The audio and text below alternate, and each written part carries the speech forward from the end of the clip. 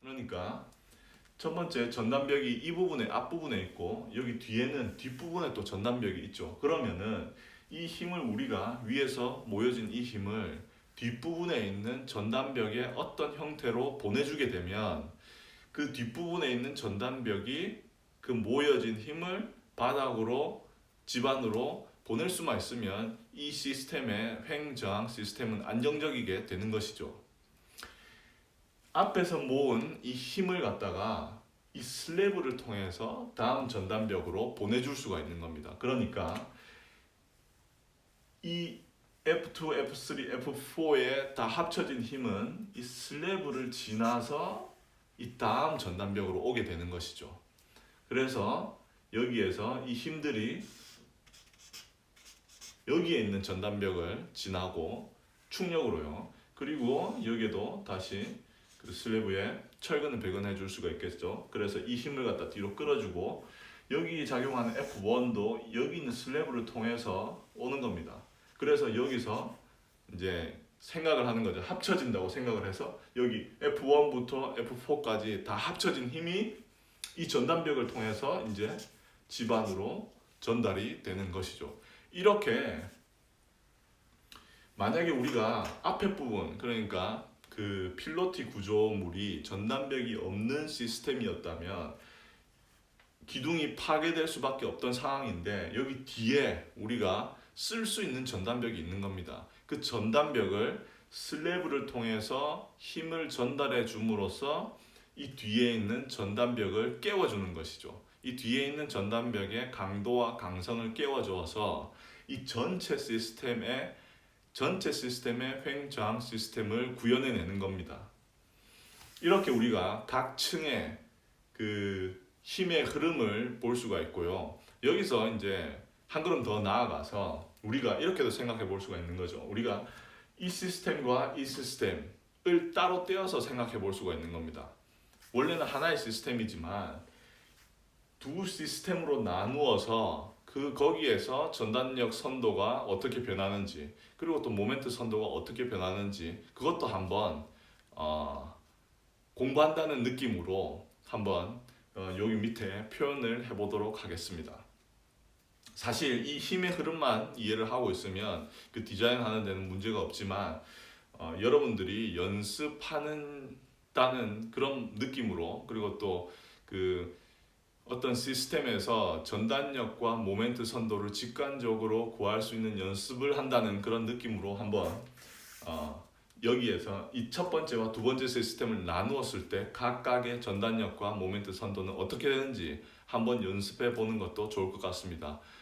그런 뭐 말 나온 김에 지금 영상을 멈추시고 한번 그 첫 번째 시스템의 전단력 모멘트 두 번째 시스템의 전단력 모멘트를 선도를 한번 그려보시는 것도 좋을 것 같습니다. 그리고 나서 제가 표현한 것과 한번 대조를 해보시는 것도 도움이 될 것 같습니다. 자, 그러면 첫 번째 시스템 얘를 갖다가 따로 떼어내어서 여기에 그 전단력과 모멘트 선도가 어떻게 변하는지 한번 표현해 보도록 하겠습니다. 첫 번째 F4가 여기에 작용하게 되죠. 그러면 여기는 F4가 작용을 할 테고 그리고 그 다음 층에는 F3가 또 작용을 하고 그리고 또 F2가 이제 작용을 하게 됩니다. 그리고는 여기에서는 이제 아까 얘기했지만 이 세 가지 합력 그러니까 여기 보시면 F4, F3, F2죠. 얘 합력이 이 첫 번째 시스템에서 빠져나가게 되죠. 슬래브를 통해서 다음 시스템으로 다음 횡장 시스템으로 빠져나가게 됩니다. 그래서 얘가 이제 이 시스템에서는 없어지는 것이죠. 그리고는 이 밑에 부분은 전단력은 0이 되는 것입니다. 그러니까 위 시스템만 전단력이 있고 밑에서는 전단력이 아예 없어지는 것이죠. 그런데 모멘트는 어떻게 됩니까? 모멘트도 똑같이 여기에서처럼 제가 말을 잘못했죠. 여기까지인데 그죠? 이 F2 이 부분은 들어간 것이 아니고 4층, 3층, 2층 여기서 빠져나가게 되죠. 이 F2는 이 첫 번째 시스템에 작용하지 않게 되죠. 왜냐하면 이 F2가 바로 이 슬랩을 통해서 다음 시스템으로 전달되기 때문입니다. 그러니까 요 밑에 있는 이 힘은 없는 것이고 여기 있는 이 F2도 없어져야 되는 것입니다. 그러면 다시 정확하게 표현을 하면은 여기 이제 F4가 있고 그 다음에 여기 F3가 있어서 여기에서 나가는 힘은, 그러니까 이 시스템에서 나가는 힘은 F4 더하기 F3가 되는 것이죠. 이렇게 전단력을 표현할 수가 있고요. 그 다음에 여기 모멘트는 어떻게 될까요? 여기 있는 거 그대로 따오면 됩니다.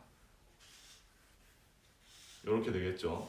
그래서 여기 합력은, 합쳐진 모멘트는 F4 곱하기 여기 높이 그리고 F3 곱하기 이 층간의 높이를 곱해주면 될 것입니다. 그러면 그 2층까지의 모멘트의 합력을 구할 수가 있는 것이죠. 그거가 바로 뭐 이렇게 간단하게 한번 설명해 보기 위해서 이 높이를 그러면 다 L로 정의를 해보겠습니다. 이렇게 L로 정의를 했다면 요 밑에 있는 그 모멘트의 값은 F4 곱하기 2 곱하기 L 더하기 F3 곱하기 L 뭐 이런 식이 되겠죠. 이렇게 우리가 2층에서의 모멘트 값을 구해줄 수가 있습니다. 그리고 이 밑에 층은 전단력이, 그러니까 횡방향 하중이 없기 때문에 이 밑에서는 모멘트가 그대로 이렇게 그 똑같은 값으로 내려간다고 볼 수가 있는 것이죠. 그러면 이 시스템 두 번째에서는 어떻게 될까요? 여기 시스템 두 번째에서는 2층까지 전단력이 없습니다. 왜냐하면 위에만 받고 있었으니까요. 근데 이제 2층에서부터 2층 윗 바닥판부터 그 횡방향 하중을 받게 되겠죠.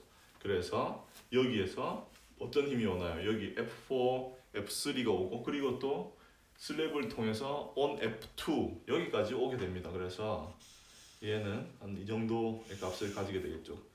얘는 F4 더하기 F3 더하기 F2 이런 값이 되는 것입니다. 그리고 이 밑은 F1이 1층의 전단력 횡방향 하중이 더해져서 이렇게 전체 값이 되고, 얘 밑에 값은 이제 F1부터 F4까지의 합력이 되는 것이죠. 이렇게 우리가 위층에 있었던 그 힘도 다 모두 다 여기 있는 두 번째 횡장 시스템을 통해서 집안으로 전달을 해주게 되게 되는 것입니다. 그러면 이제 모멘트는 어떻게 될까요? 모멘트는 얘가 작용하는 힘 그리고 또 여기서 또 F1이 더해져서 아마 이런 큰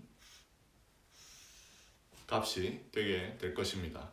이렇게 우리가 간단히 그 첫 번째 시스템의 전단력 선도, 모멘트 선도, 두 번째 시스템의 전단력 선도와 모멘트 선도를 그려줄 수가 있는 것이죠.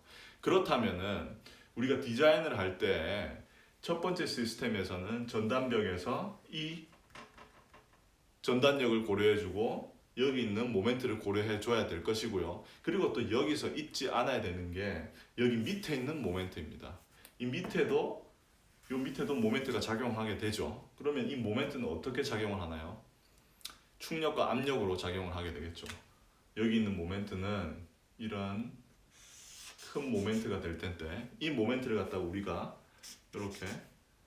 이렇게 충력과 압축력과 인장력으로 바꿔서 나타내 줄 수가 있죠. 그렇게 요 밑에 있는 부분의 모멘트는 그 충력과 압축력과 인장력으로 받아내어 주고, 그리고 이 전단력을 이 뒤에 있는 시스템으로 전달해 준 다음에 여기에서 그 전단력으로 인해 그 횡방향 하중으로 인해서 생기는 모멘트를, 이것을 여기 있는 전단벽 디자인에 고려해 주면 되는 것입니다. 이렇게 제가 오늘 필로티 구조물에 있어서 안정적인 횡장 시스템을 어떻게 구현해 낼 수 있는지 그런 방법 중에 한 가지를 소개를 해드렸습니다. 오늘 제가 보여드린 이렇게 그 필로티 구조물에 있어서 횡장 시스템을 어떻게 구현해 낼 수 있을 것인가, 어떻게 안정적인 설계를 할 수 있을까 라는 그런 질문에 대한 하나의 답이 됐으면 좋겠고요. 그리고 오늘 제가 보여드린 이 횡하중을 슬랩을 통해서 전달하여 다른 횡장 시스템에 보내준다. 이 개념을 잘 숙지하시면 다른 어떤 구조물에서도 이 개념을 잘 이용하실 수가 있을 것입니다. 오늘 내용이 유익했다면 좋아요 버튼 그리고 또 구독하는 것을 잊지 마시고요. 저는 다음 시간에 다시 내진 설계에서 필로티 구조물의 약점, 그 포항 지진에서 필로티 구조물이 컸던 그 두 번째 이유에 관한 영상으로 다시 찾아뵙겠습니다. 감사합니다.